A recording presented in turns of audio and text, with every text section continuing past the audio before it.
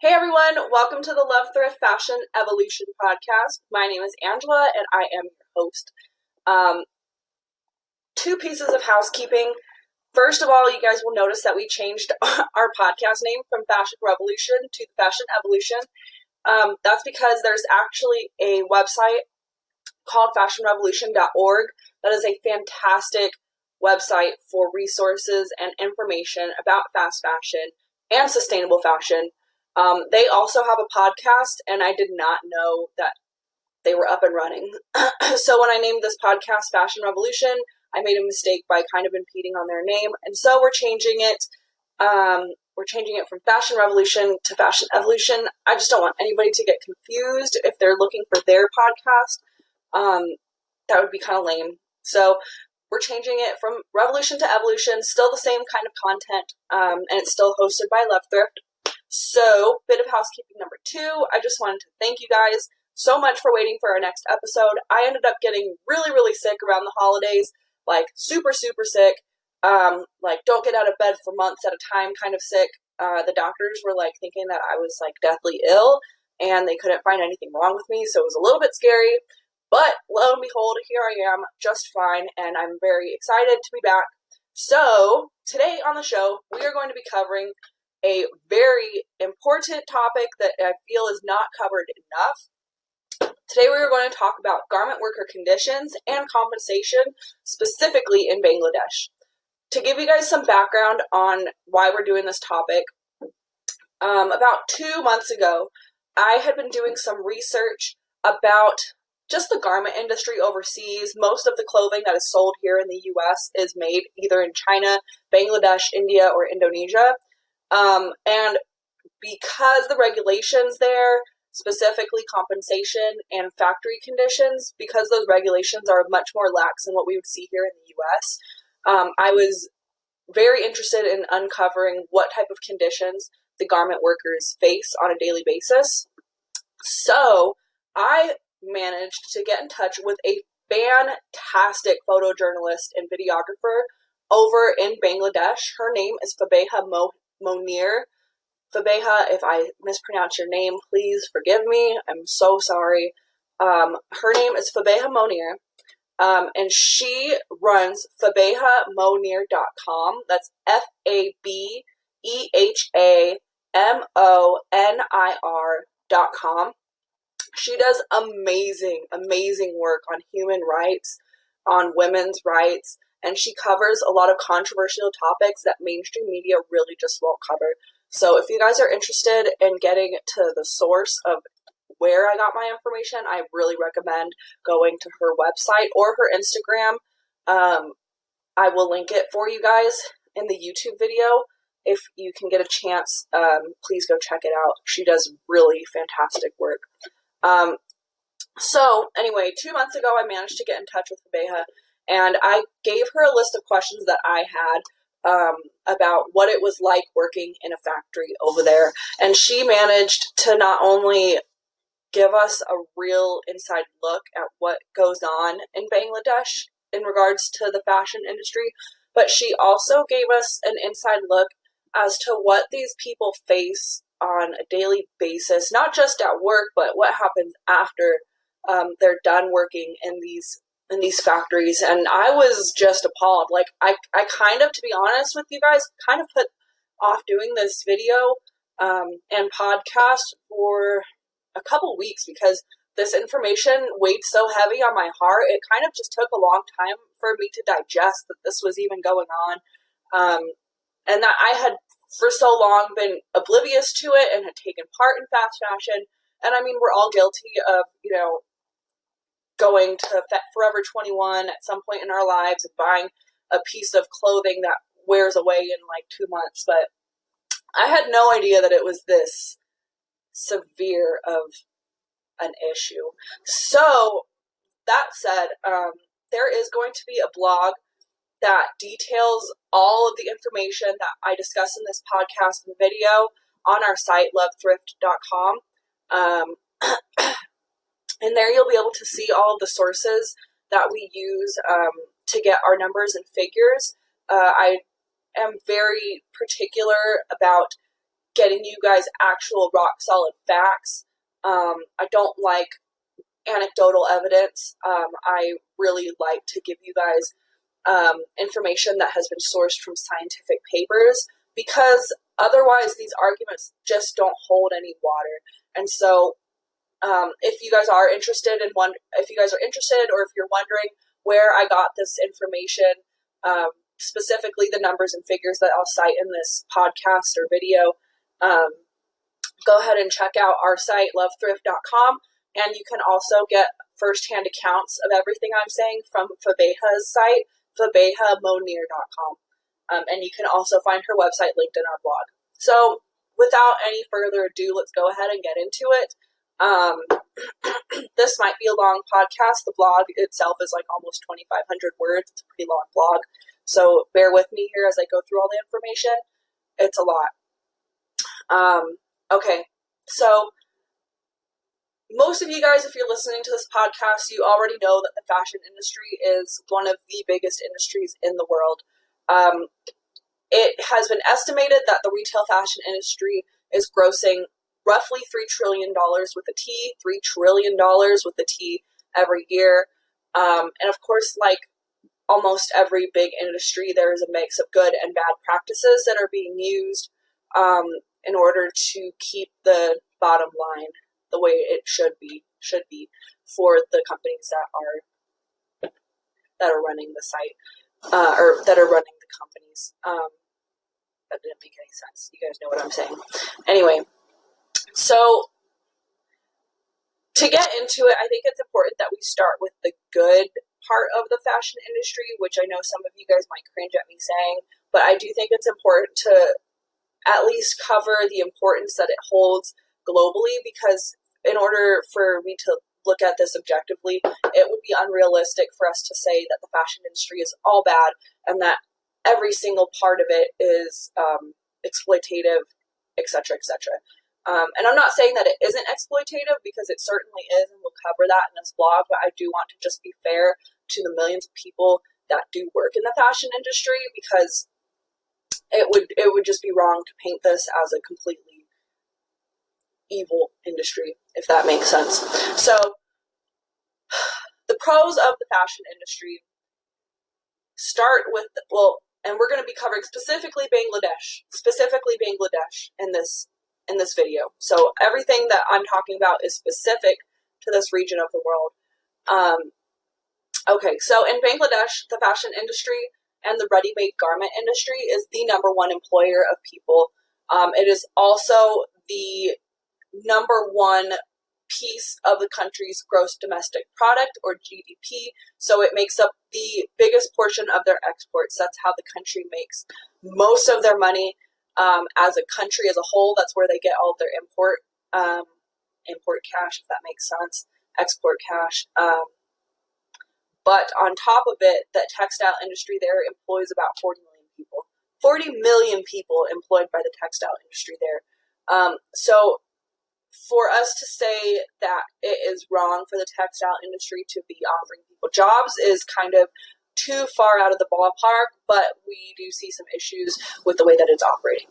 So 40 million people currently work in the textile industry there in Bangladesh that would otherwise have to start some sort of entrepreneurial venture or farm the land.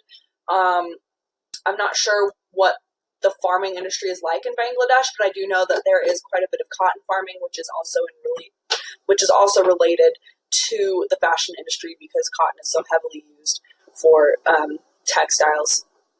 So in 2018, the ready-made textile industry provided $30.61 billion in revenue for Bangladesh. So 2018, last year, $30.6 billion was made by Bangladesh in return for their ability to produce ready-made textiles. Ready-made garments means something that has already been sewn, dyed, labeled, and is now ready to ship off to a big box store and be worn. There's nothing else that needs to be done to it in order to get it to the end consumer. So that's what ready-made means. As a result, like I said, the industry employs 40 million people throughout the whole country. That is a lot of people to be employed by a single industry. This offers people the opportunity to make a steady income, provide for their kids, not have to take out any sort of entrepreneurial venture, which most of you know requires some sort of capital, land, or other skill set. So the industry in that regard is beneficial to the Bangladeshi people. Without the textile industry, there would, without a doubt, be a countrywide collapse of the economy. That is very obvious to say when a country is so heavily reliant on one industry. For that industry to collapse would be absolutely detrimental to the country's economy and the people. So to get a little deeper into why it is beneficial for the textile mills to be in Bangladesh, I'm going to give you guys information that Fabeha gave me, which I found out I just thought this was astounding information, especially here so coming from the United States, we are very used to having general liberties that are given to us without any question. For example, we here in the US, as a woman, I have the ability to walk out onto the street any time of the year without feeling necessarily unsafe. I know that there's always a risk of sexual assault and whatnot, and I'm not downplaying that by any means. But here in the United States, I can go to the grocery store, I can go to the library, I can go out to a park, and the risk of sexual assault is pretty minimal compared to other places in the world. On top of that, I am 24. How old am I? I'm 20. I'm 25 years old. I'm 25 years old, and I have the right to get married whenever I want to. I was never pressured by my parents to be married before I was ready. I was able to attend school until I was ready to no longer attend school. And on top of that, during my time of the month, I have access to feminine hygiene products. I can go to the store and grab a few pads for $3. So that is my life here in the U.S. In Bangladesh, it is very, very different. One of my questions for Fabeha was, what makes people want to work in the textile factories when, from my perspective, the conditions are horrible, the pay is very minimal, and the practices are somewhat exploitative. And she gave me a very interesting, multifaceted answer. And it is composed of three things: sexual assault, inability to access hygiene products for menstruation, and child marriages. So like I said, here in the U.S., we have basic liberties: the right to go to school, the right to go to the grocery store and pick up feminine hygiene products, and the ability to, choose who we marry and when we marry. In Bangladesh, it's very different. As you guys know, Bangladesh is still a developing country, and in developing countries, the culture is somewhat different. Well, it's much different from the United States. Guys, I'm sorry, but I'm going to go into this for just a second. In Bangladesh, feminine hygiene products are not as readily available as they are here in the United States. As a matter of fact, many women are either unable to access feminine hygiene products on a regular basis, or they are not able to afford feminine hygiene products because the money is so tight that it's really just the only thing they can afford is basic necessities. And on top of that, the number of female facilities, bathroom facilities, throughout the area, especially in rural regions, is just almost non-existent. And so for young women, when they start their menstrual periods at 14, 15 or whatever, because of the lack of access to hygiene products and the scarcity of bathroom facilities, many young women, they do not continue school because it's just too hard. Imagine having to go to school and not having pads or tampons or a bathroom, for that matter, to access. It would make going to school on a regular basis, especially during that week of the month, it would make it very difficult, if not impossible. And so many young girls drop out of school at a very young age out of necessity. Furthermore, once a girl begins her period, she is no longer infertile, for lack of a better word. Now she can become pregnant, and there, where the risk of sexual assault is a little bit higher than here in the United States. If you're able to get pregnant and you get sexually assaulted, and now you have a child and no father for that child, that's a very risky, dangerous situation. And so many young women, when they become when they start going through menstruation and going through puberty, they're at high risk of not just being raped, but also the repercussions of being raped and not being able to care for their child because their child doesn't have a father.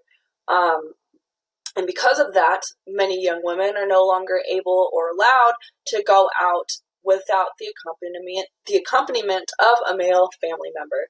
So imagine having to go to the grocery store and your brother has to go with you to make sure that you're safe during that time. That is what the women in Bangladesh face. So for many young women to avoid, to just sort of gain some independence from their family, be able to go out and do things to afford menstrual products, many young women choose to work in a textile factory because it is an opportunity to gain their own income and use it as they see fit. So there's reason number one. Reason number two that many young women decide to work in textile factories is the high rate of child marriages, which kind of ties into what we just talked about. Although Bangladesh did outlaw child marriages, from what we have heard, it sounds like that is still a pretty common practice there because many families are strapped for cash, and because they can't afford maybe food for the whole family, it's easier to have their daughter married off to a man who can then provide for her, and now the family has some more funds loosened up. Furthermore, it is also probably quite trying on the family to be constantly protecting a young woman from the risk of being raped or bringing her everywhere, wherever she wants to go. Like we said, she has to be escorted by a male family member if she leaves the home because of the risk of sexual assault. And so many young women, because they can't go to school anymore, they really can't work without having a male family member with them. Many young women are pushed into child marriages, which is not uncommon there. And so for some young women who maybe just don't want to be married at 15, they're like, well, I'm going to go work in the textile factory because if I do, I can afford my own food, I can afford my own rent, and then I don't have to be married to this dude who I don't even know. And that is a pretty easy thing to relate to. I mean, I can't imagine that anybody listening to this would want to have been married at 15 to somebody that they maybe met a few times, that they didn't love. So I can definitely understand from a young woman's perspective why they would want to work in a textile factory. To them, it is a chance at freedom, it is a chance at independence, and it's a chance at starting a life for themselves that they can maybe be proud of. And so at the end of the day, it really comes down to independence and freedom of income. And for the young men too, young men aren't in as severe of a situation there, but you have to think about it. Many of these people live in rural areas where you don't have grocery stores, where you don't have, convenience stores where you can just go grab some food. And so textile mills, because they're often located in urban areas, they can move to these urban areas, start to save up, maybe provide for their family that maybe they don't want their wife to work and they have kids and they want to be able to provide for their wife. And so they go to these factories and try and scrounge up a few extra dollars a year to save for their children. And so at the end of the day, it really comes down to the reason people work in these factories is because they, for lack of a better second option, they just need the income. They need the income. There's no other huge industry there to turn to. And so that is where we get the the desire for these Bangladeshi people to want to work in the factories. So in that sense, the textile industry does offer people a way out of poverty, of rural poverty. Now, mind you, which we'll cover in a second, the average minimum wage for most textile workers is $2 a day on a 14-hour day. Now, that's like 16 cents an hour, and that by any means is poverty. But I guess compared to the alternative, the way these Bangladeshis are living, $2 a day is better than $0 a day. And so I guess that's kind of where they're coming from. So in that sense, the textile industry offers people a small way out. But now we're going to cover the more gray areas of the textile industry. We know that it offers people some sort of small income, but there's a lot of issues. Excuse me while I sip my coffee. Okay. The gray areas of the textile factories and the treatment of garment workers. Like I just mentioned, minimum wage in Bangladesh is $2 a day. If you are in the US, that's 16 cents an hour, and if you're in Europe, that's 14 coins an hour. So imagine working a 14-hour day and walking away with $2 in your pocket. I'd be pissed. I'd be so bummed. And yet here are these Bangladeshi people making clothing for the world, and this is what they're being paid. It's quite alarming. Under any circumstances, it's quite alarming, especially when you consider how much the CEOs and high-level officials of these fast fashion companies are walking away with. There's definitely a little bit of room to pay these more entry-level positions a more livable wage. And even in Bangladesh, $2 a day is not considered really a livable wage. It is very difficult for these people to live off of $2 a day in the first place because they have to pay for rent in the city that the textile factory is located in. So they most often the people who work in these factories live in rural regions and have to commute, or they either have to commute, i.e. walk to the factory from their small town, or they have to move to the city, leave their family behind, leave their home behind, and rent a room in the city that the textile factory is located in. And in doing so, they have to pay rent, they have to pay for communal cooking facilities, and as a result, that $2 a day turns into maybe like $1 something a day. And so $2 a day is really not considered a livable condition, even a livable wage, even though in Bangladesh that is considered the minimum wage. So that said, the minimum wage there is absolutely ridiculous. The fact that anybody could be making $2 a day for a 16-hour workday, 14-hour workday is obscene. Moving forward, though, the working conditions in these textile factories are also quite questionable. One of the things that Fabeha said to me was that many people, after working in the factory, become chronically ill or leave because they're chronically ill.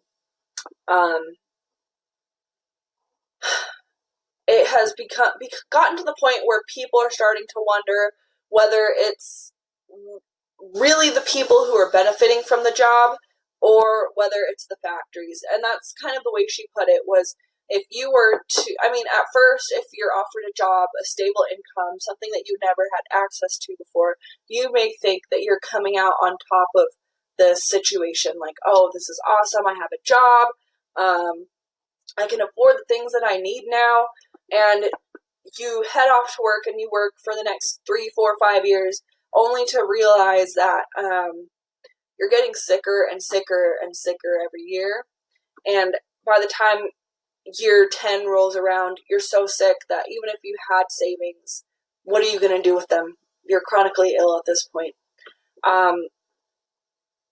And that's what she has witnessed. She's witnessed people leave for the textile industry fit and well and healthy, and return very, very sick.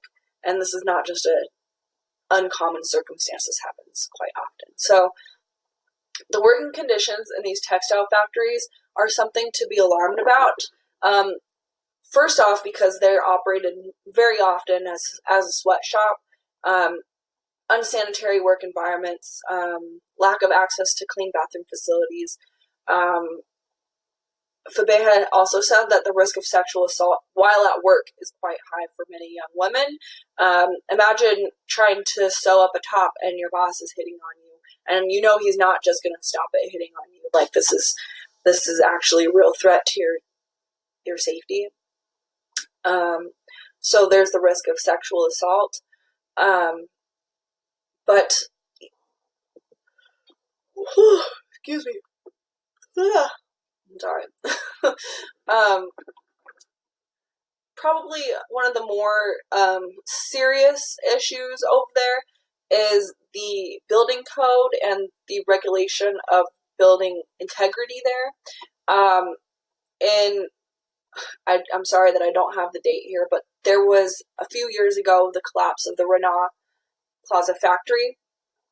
This factory was built, right? Okay, so this factory was built and made into a textile factory where people were sewing goods, and they had a generator in the factory.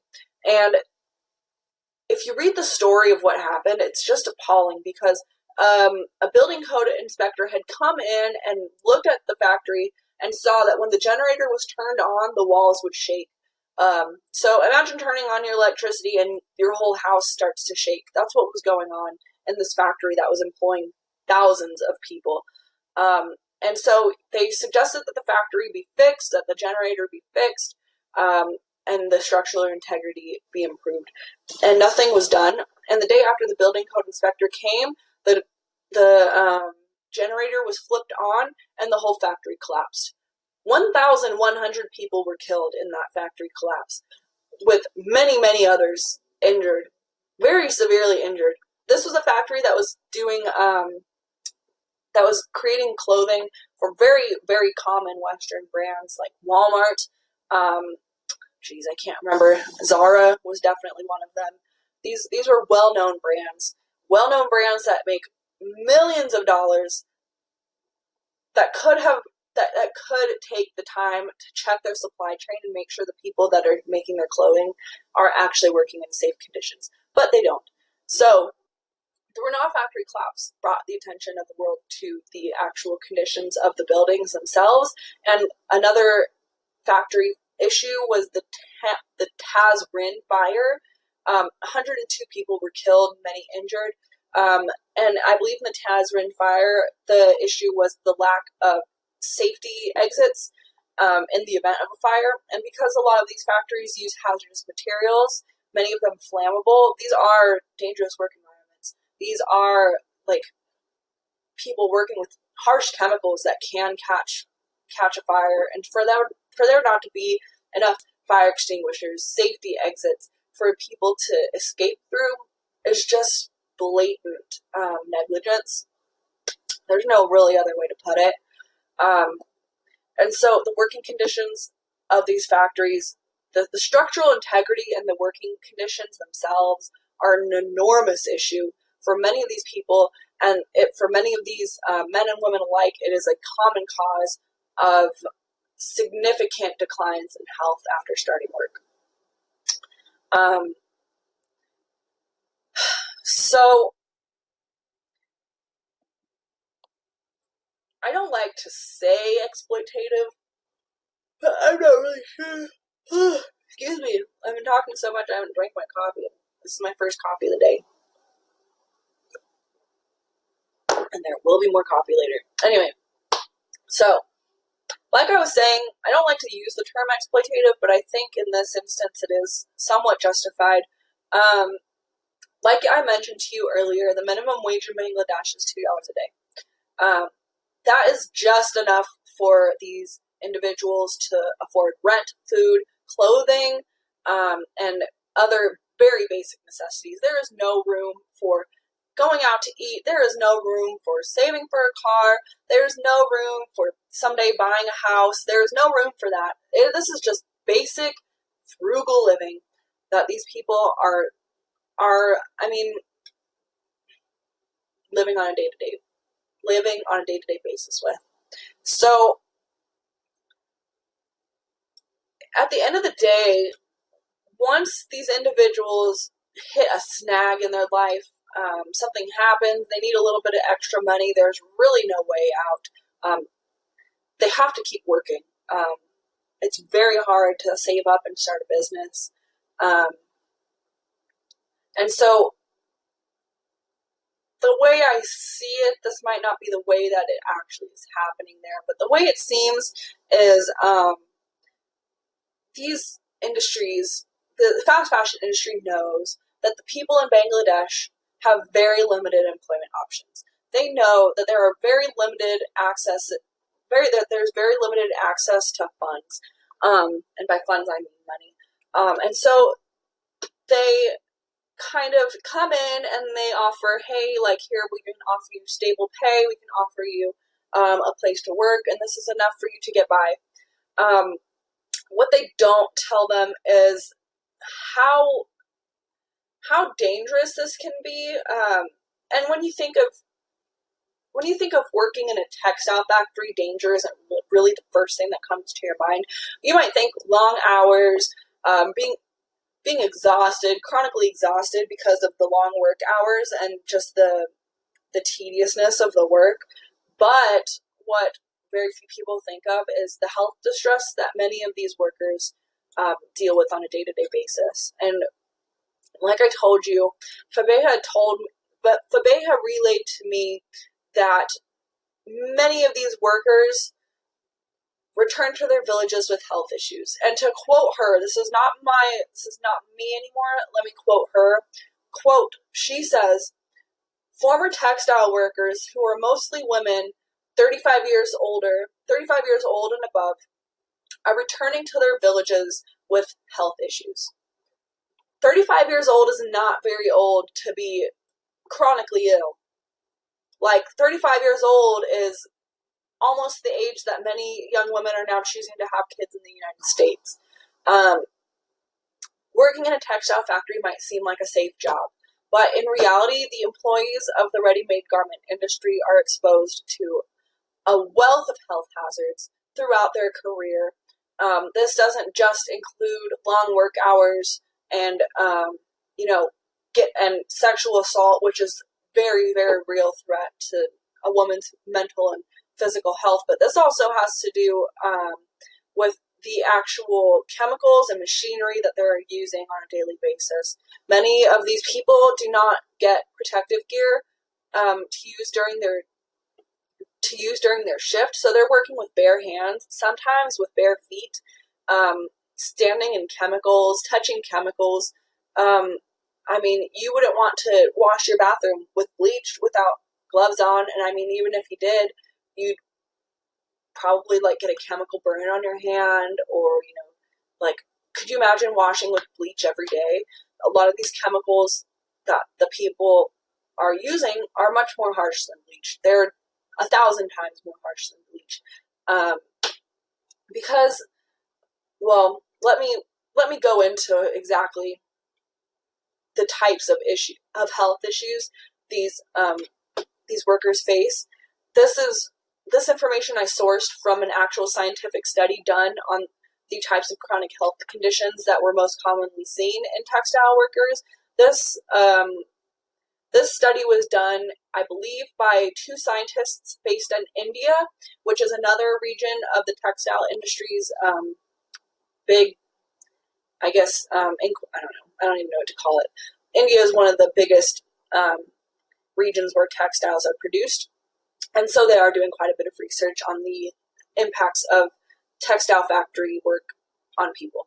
So two scientists did this study to determine what type of health issues and dangers the people of the textile industry were dealing with on a common basis.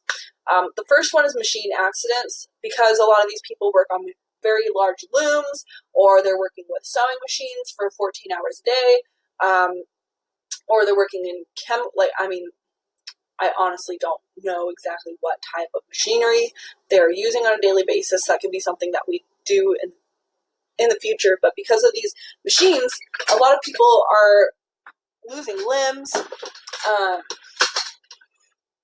They are like maiming themselves. Sorry, I was trying to get my desk fixed. Limb loss, disfigurement, life-threatening industries. Imagine going to work, you have no protective gear, you're using a machine, you cut your arm off, you can't work anymore, and there's no health insurance, there's no health compensation, there's no way to go to your employer and say, hey, like, I hurt myself on this machine, is there any way that you can give me a different job, is there any way that you could maybe cover my health bills? These people have no access to any of that. So once you're hurt, you're done. You're done.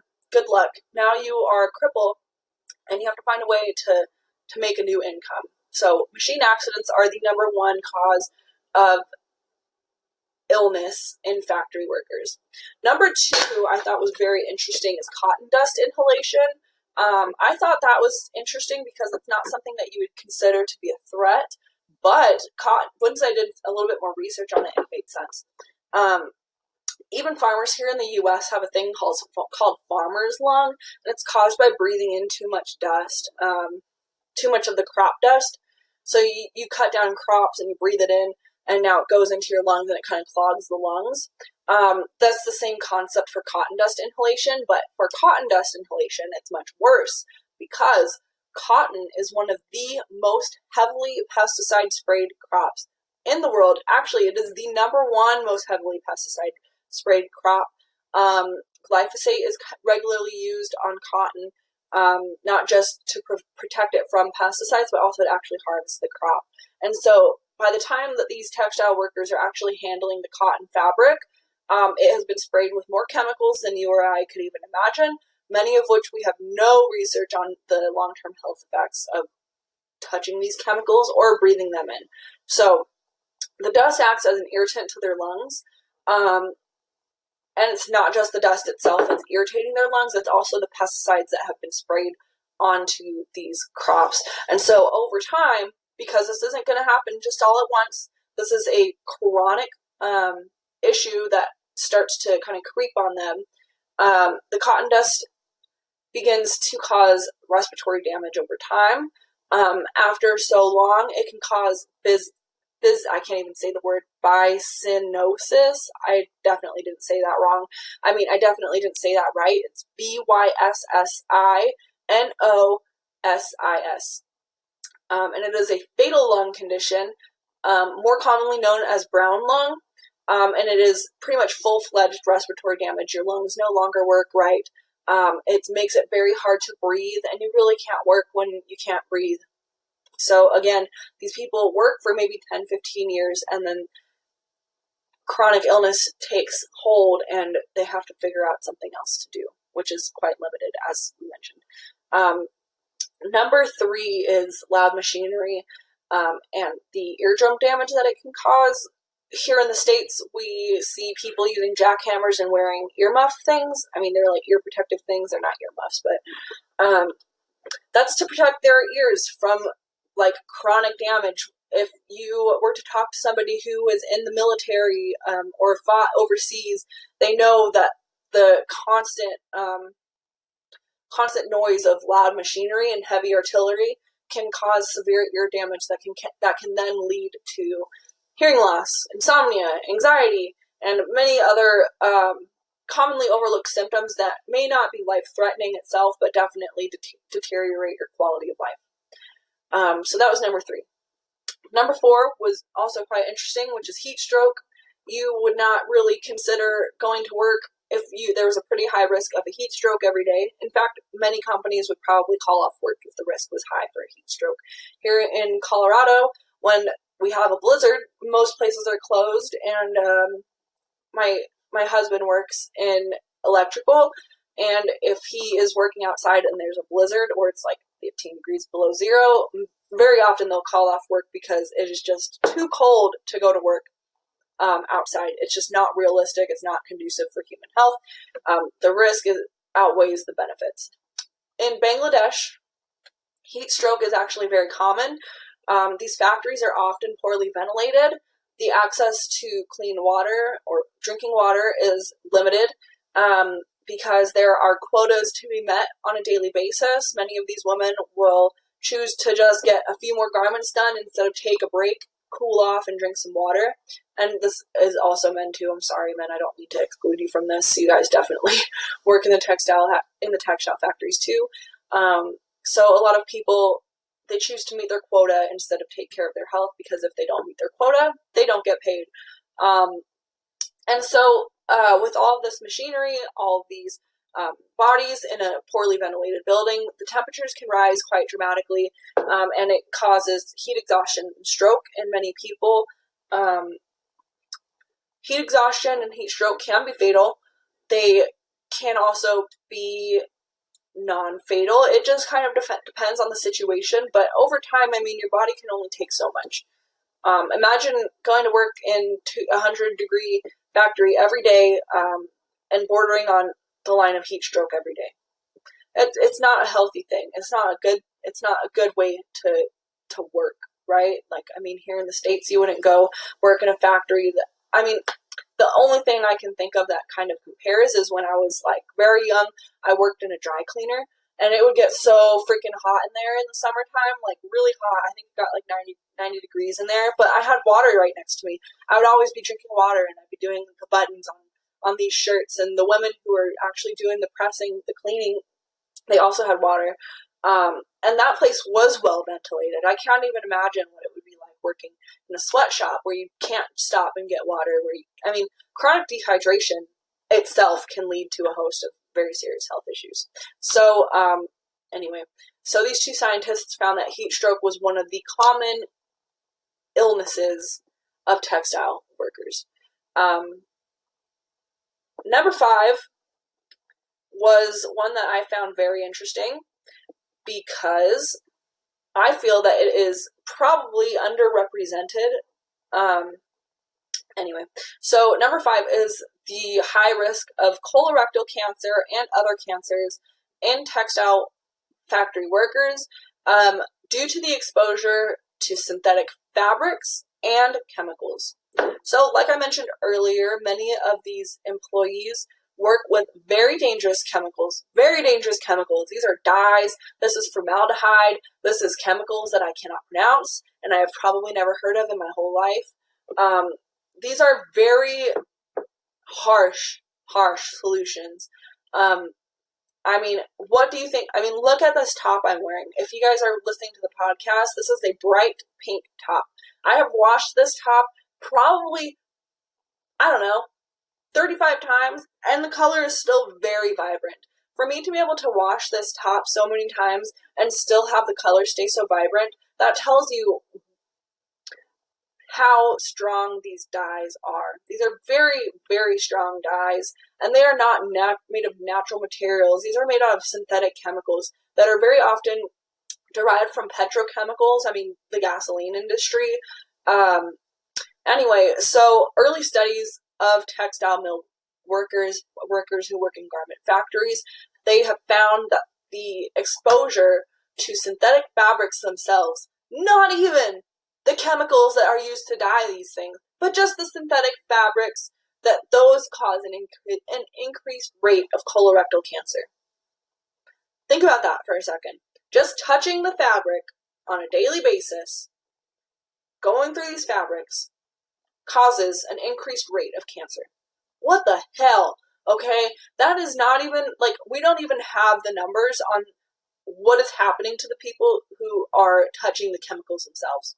We don't have those numbers. I have not seen a study done. If you have seen a study done, please get in touch with me. Contact me on Instagram at LoveThriftUSA, because I want to know.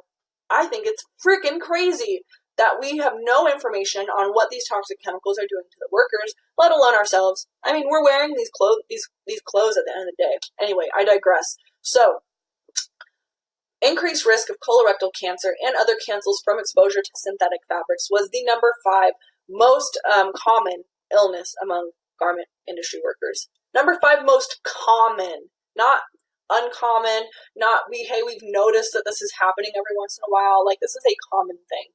Imagine going to work for 10 years and then finding out that you got cancer working And you had no other option really, because it was either go to work in the factory that will give you cancer, or just stay broke, stay starving.